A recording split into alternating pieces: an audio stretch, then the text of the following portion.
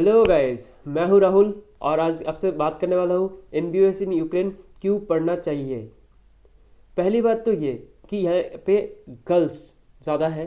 तो फिर जब इंडिया से गर्ल्स यहाँ पे पढ़ने आते, सबसे ज़्यादा सेफ्टी यहाँ पे गर्ल्स के लिए रहता है।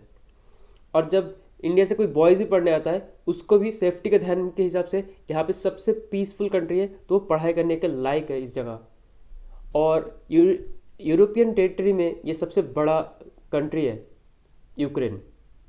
और अगर इस वीडियो में मैं पूरा बताऊं तो इस वीडियो का मैं बताऊंगा ड्यूरेशन, यहाँ का फैकल्टी कैसी है, यहाँ के टोटल फीस कैसी है, स्कॉलरशिप मिलती है या नहीं मिलती है, ये फूड कैसे है और डॉक्यूमेंट्स क्या क्या चाहिए और एलिजिबिलिटी क्राइटेरिया क्या है। ये सब चीज़ मैं बताने वाला हूँ। आप मेक श्योर कीजिए इस वीडियो के लास्ट तक देखेंगे तो आपको सब कुछ समझ में आ जाएगा। यहाँ पे हर कोई एजेंट अपना अपना वीडियो बनाता है। यहाँ पे ना ही मैं एजेंट हूँ ना ही कुछ हूँ, मैं एक सिंपल से स्टूडेंट हूँ। जो मेरे को लगता है कि मेरे जो और भाई है बहन है उनको भी एमबीबीएस पढ़ना चाहिए। अगर इंडिया में सीट इतना कम है तो यहाँ पर आके आपको सीट लेना चाहिए, क्योंकि इंडिया में आप इस बार भी देख लो 720/720 बच्चे आए भी हैं और बच्चे के इतने मार्क्स अच्छे आ रहे हैं कि सीट नहीं मिल रही है। 34,000 से 40,000 सीट है, उसमें भी नहीं मिल रही है और 14 लाख बच्चे पेपर देते हैं। तो आप सोचोगे कि अब्रॉड जाना चाहिए या नहीं। मेरे माने तो आप अब्रॉड ज़रूर जाइए, ज़रूर जाना चाहिए। और आप अगर पढ़ने के लिए जा रहे तो एकदम मन लगा के पढ़ाई कीजिए।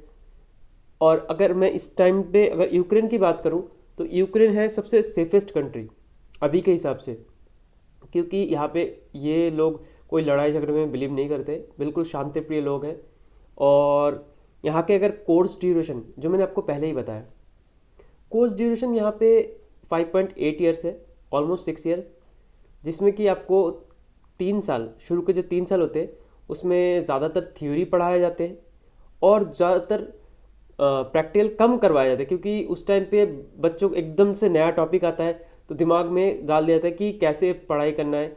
उस टाइम पे बस थ्योरी पे आप फोकस करिए। प्रैक्टिकल देखना है तो आपको यूट्यूब पे हमेशा हज़ारों प्रैक्टिकल मिल जाएंगे। और यहाँ पे जो मेन है कि ये लोग आफ्टर 3 ईयर्स, जो शुरू के 3 ईयर्स थे वो थियोरिटिकल के, आफ्टर जो 3 ईयर्स उसमें आपको प्रैक्टिकल करवाएंगे, वो भी रियल पेशेंट के साथ।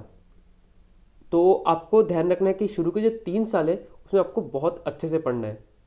आपने अगर उसमें मिस कर दिया तो आपका पूरा सब कुछ मिस हो सकता है।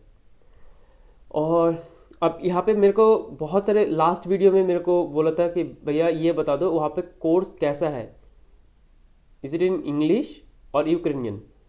तो मैं ये कहूँगा कि यहाँ पे सब कुछ इंग्लिश ही है भाई। अगर तुम लोग आ रहे हो तो मैं भी इंग्लिश में ही पढ़ रहा हूँ। और यहाँ का लोकल लैंग्वेज आपको जानना ही पड़ेगा, क्योंकि यूक्रेनियन आप जब बाहर जाओगे, मान लो अपने क्लास में एग्ज़ाम में अगर जो भी पढ़ना है सब कुछ इंग्लिश बुक पढ़ाया जाता है, मगर जब आप बाहर जाओगे कुछ कुछ खरीदने या फिर बाहर जाओगे दोस्तों के साथ तो आपको यूक्रेनियन आना चाहिए। एटलीस्ट टैक्सी जब बुक करोगे उस टाइम यूक्रेनियन में बात करनी पड़ती है। तो अगर यूक्रेन नहीं आएगी तो आप नहीं कर सकते। और इतना हार्ड नहीं है, तुमको हर मतलब शुरू के फर्स्ट ईयर सेकेंड ईयर में आपको क्लास लगेगी यूक्रेनियन की, तो आप सीख जाओगे। इतना हार्ड नहीं है। शुरू शुरू में लगेगा बहुत हार्ड है, बहुत नया, सब नया लैंग्वेज है, मगर धीरे धीरे धीरे धीरे वो सुनते सुनते एकदम से हैबिचुअल हो जाएगा, आप भी सीख जाओगे। और बात करते हैं कि शुरू के जो 3 साल है उसमें आपको कैसे पढ़ाया जाएगा प्रैक्टिकल में। देखिए, लेक्चर और प्रैक्टिकल में थोड़ा सा डिफरेंट रहता है। यहाँ पे लेक्चर बैच बनेगा, मान लो कि आपको 30 से लेकर 100 बैचों का 100 पर बच्चे एक साथ रहेंगे, उसमें आपको लेक्चर लगेगा। और जब उसका पहले लेक्चर देते उसके बाद उसका प्रैक्टिकल क्लास होता है। एक लेक्चर 2 हफ्ते के लिए दे देते, तो 2 हफ्ते तक या 1 हफ्ते तक उसी का क्लास लगता है, उसका प्रैक्टिकल क्लास लगता है। तो आप उसी प्रैक्टिकल क्लास को जब वो लेक्चर में ध्यान से सुनना तो प्रैक्टिकल क्लास में आपके लिए बहुत ईजी हो जाएगा। या फिर लेक्चर में सुनते जाओ, नोट्स बनाते जाओ उसी टाइम, तो आपको पूरे हफ्ते का पढ़ाई हो जाएगा। बहुत बच्चे हैं लेक्चर में पढ़ते ही नहीं है, तो इसीलिए आपको लेक्चर अटेंड करना चाहिए और लेक्चर में अच्छे से उस टाइम नोट्स बना लो, तो फिर आपको प्रैक्टिकल में कोई दिक्कत नहीं आएगी। बच्चे बोलते हैं मैम मेरे को मिला ही नहीं टॉपिक, मैम मेरे को पता ही नहीं है कहाँ से पढ़ना है। तो मैम बोलती है कि मैंने जो लेक्चर में पढ़ाया था उसी पीडीएफ को पढ़ो, उसी जो पैटर्न में पढ़ाया गया था उसी टाइम नोट कर लिया करो। तो बच्चे उसके बाद नोट कर लेते हैं, उसके अगले क्लास से ठीक हो जाता है। ये तो था यहाँ का रियलिटी। एकदम पढ़ाई कैसा होता है ये कोई नहीं बताएगा। पता नहीं एजेंट लोग बताते नहीं बताते, मैंने अभी तक कोई यूट्यूब सर्च में किसी का वीडियो में ये देखा नहीं है कि कैसे पढ़ाया जाता है ये बोलते हुए। और यहाँ पे क्लिनिकल केस में जब 3 साल बाद मैंने बोला कि आपको जाना पड़ेगा पेशेंट देखने, उस टाइम पे आपको थोड़ा बहुत यूक्रेनियन सीख जाओगे 3 साल में। तो उस टाइम पे पेशेंट की मर्जी है, पेशेंट जब डॉक्टर के साथ आप जाओगे असिस्ट करने, तो आपको वो यूक्रेनियन में भी बात कर सकते हैं या फिर वहाँ का लोकल लैंग्वेज मतलब यूक्रेनियन और इंग्लिश में बात कर सकते हैं। वो डिपेंड करता है कि पेशेंट को कौन सी लैंग्वेज आती है, कौन सी लैंग्वेज पेशेंट प्रीफर करता है उस टाइम पे। ठीक है, अगर अब ट्यूशन फीस की बात करें तो हर एक यूनिवर्सिटी की अलग अलग फीस है, हर एक यूनिवर्सिटी का अलग अलग फीस है और हॉस्टल चार्ज अलग है।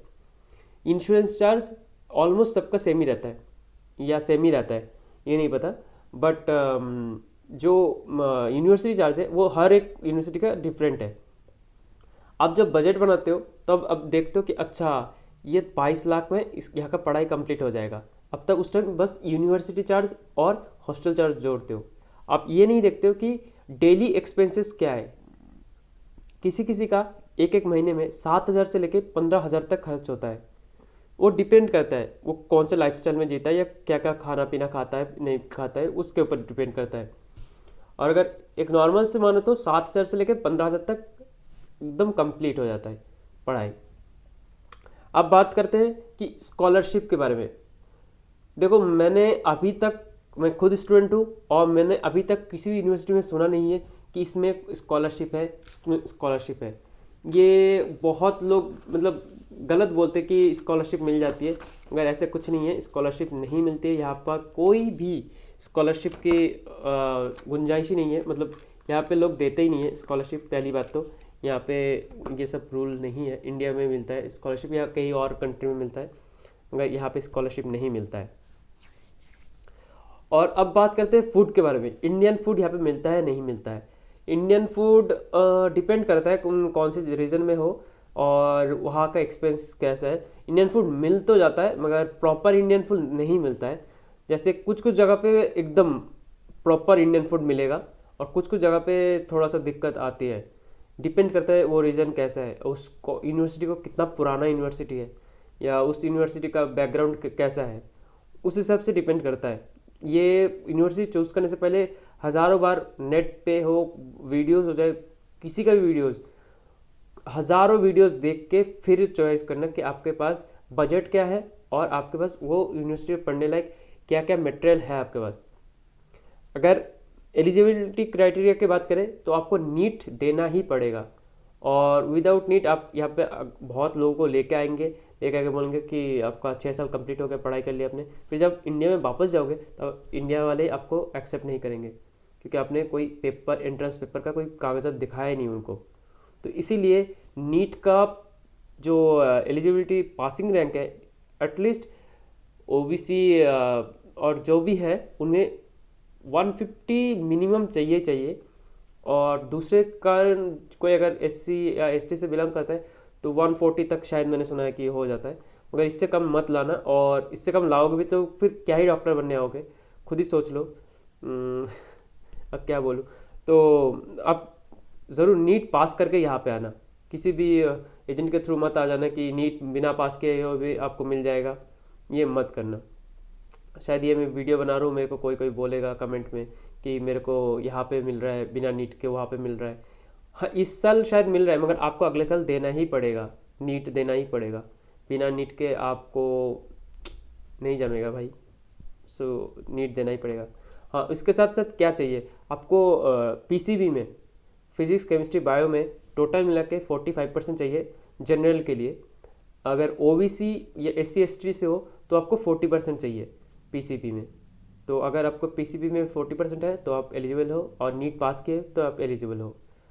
और अगर अब डॉक्यूमेंट्स की बात करें तो डॉक्यूमेंट्स की बात में आती है कि नॉर्मल थिंग्स जैसे कि मेडिकल रिपोर्ट में आपको एड्स का टेस्ट होना चाहिए, या आपको अगर अभी इस टाइम पे कोरोना चल रहा है तो कोरोना अगर उस 14 दिन तक जब आओगे उससे जस्ट एक दिन पहले करवाना, या एयरपोर्ट पे भी होता है तो 14 दिन तक वैलिड होता है कि आप नेगेटिव हो, वो चाहिए। 10-12 के मार्कशीट चाहिए, 10-12 में भी 60% से ऊपर चाहिए, डिपेंड करता है कॉलेज कौन सा है, तो ये दोनों डिपेंड करता है। और बर्थ सर्टिफिकेट, हाँ बर्थ सर्टिफिकेट एक वो है कि किसी किसी यूनिवर्सिटी में बर्थ सर्टिफिकेट लेते हैं, किसी में नहीं लेते हैं, क्योंकि किसी में 10th का रिजल्ट पे लिखा रहता है डेट ऑफ बर्थ, तो उस हिसाब से देख लेना। और पासपोर्ट मेन है, पासपोर्ट। अगर बिना पासपोर्ट के आ रहे हो तो आप तो समझ ही रहे हो, वीज़ा ही नहीं लगेगी, तो आपको पासपोर्ट बनवाना पड़ेगा, बहुत जल्दी बनवा लो। अब जो जो इस साल आ रहे हैं वो तो बनवा ही चुके हैं, जो अगले साल के प्लानिंग कर रहे हैं तो वो भी आ सकते हैं। और हाँ, अगर आपको लास्ट ईयर मान लो कि 150 से ऊपर था नंबर और इस बार घट गया है 150 से नीचे आ गया है, तो आप लास्ट 2 ईयर्स के किसी भी नंबर को आप जोड़ के यहाँ पे आ सकते हो। यहाँ पे अब्रॉड में एक सीन है कि आप पिछले मतलब टोटल 3 साल का, इस साल और पिछले 2 साल का जो कोर्स नीट दिया है आपने, उसमें अगर आप एलिजिबल थे किसी एक में, तो आप उसी को शो करवा सकते हो। तो यही था एक नॉर्मल सा रिव्यू, या फिर जो भी बोलूँ कि एक छोटा सा वीडियो। बहुत लोगों ने पूछा है कि कैसा है नहीं है, तो मैं बताऊंगा। और ऊपर से मैं इवानो में खुद पढ़ता हूँ, तो मैं आपको मेरा रूम टूर भी दिखाऊंगा, क्योंकि बहुत लोगों ने बोला भी है कि भैया एक बार हॉस्टल का रूम टूर दिखा दो कि रूम में कैसा मिलता है, कहीं नहीं मिलता है। तो मैं आपको बहुत जल्दी दिखाऊंगा कि रूम कैसा होता है यहाँ पे। मिलते हैं अगले वीडियो में, तब तक के लिए जय हिंद।